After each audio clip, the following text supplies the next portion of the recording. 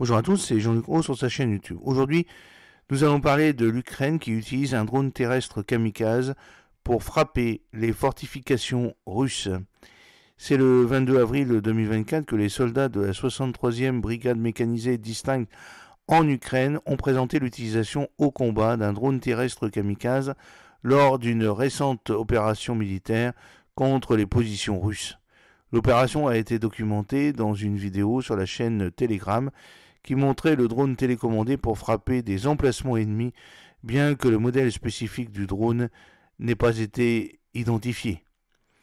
La vidéo montre les mouvements de troupes russes dans les tranchées et entre les abris, moment auquel le drone ukrainien se rapproche des positions ennemies. Le drone à roues s'arrête au-dessus d'un abri d'infanterie et explose, détruisant partiellement les fortifications utilisées par les occupants. Ce drone particulier est conçu pour les mouvements au sol et bien qu'il ne puisse pas voler, il constitue un outil efficace pour contrer les forces ennemies. Cette innovation est attribuée au 23e bataillon de fusiliers qui fait partie de la 63e brigade. Auparavant, cette brigade utilisait un drone au sol pour les opérations de déminage à distance. Un drone à roues s'est approché des positions russes, a déployé 2 mines anti-chars, puis s'est retiré discrètement avant de les faire exploser. Dans un autre cas, un drone terrestre kamikaze nommé Ratel S a été utilisé pour détruire un pont dans le village d'Ivanovsk, dans la région de Donetsk, dans le but de perturber la logistique ennemie vers Bakhmut. Le Ratel S est un drone terrestre kamikaze développé par les ingénieurs ukrainiens dans le cadre du cluster Brav One. Il est principalement utilisé pour transporter des charges explosives telles que des mines anti-chars et pour des missions de sabotage telles que la destruction d'infrastructures clés, notamment des ponts. Ce drone a été utilisé dans une opération visant à perturber les lignes logistiques ennemies en détruisant un pont à Ivanovsk.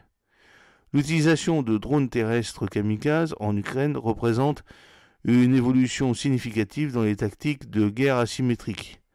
Ces drones sont conçus pour infiltrer discrètement les lignes ennemies et larguer des charges explosives sur des cibles stratégiques telles que des fortifications, des équipements lourds ou des infrastructures critiques comme des ponts. Leur mode d'opération au sol les rend moins visibles pour les systèmes de défense antiaérienne, renforçant ainsi leur efficacité dans des environnements fortement défendus. Ils réduisent également le risque pour les forces humaines en permettant des attaques à distance sans engagement direct.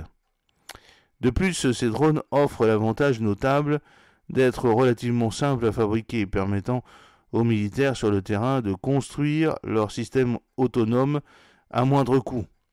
Même lorsqu'ils sont équipés de munitions mortelles, ces drones faits maison peuvent être assemblés à l'aide de composants facilement disponibles et d'instructions de base, améliorant ainsi la capacité de réponse asymétrique contre un adversaire mieux équipé.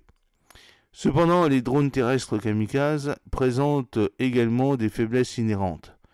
Comme tous les drones, leur dépendance aux technologies de guidage et de communication les rend vulnérables au brouillage électronique et aux cyber-contre-mesures, qui peuvent les détourner et les neutraliser avant d'atteindre leur cible. De plus, leur efficacité est limitée par leur autonomie et leur capacité à naviguer sur des terrains complexes.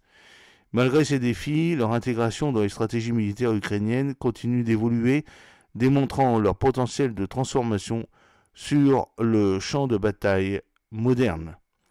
J'espère que cette petite vidéo vous a plu. N'oubliez pas de cliquer sur le pouce pour la promouvoir, de vous abonner si ce n'est pas encore fait et de partager cette vidéo sur vos réseaux sociaux. A très bientôt, fidèlement, Jean-Luc Haut.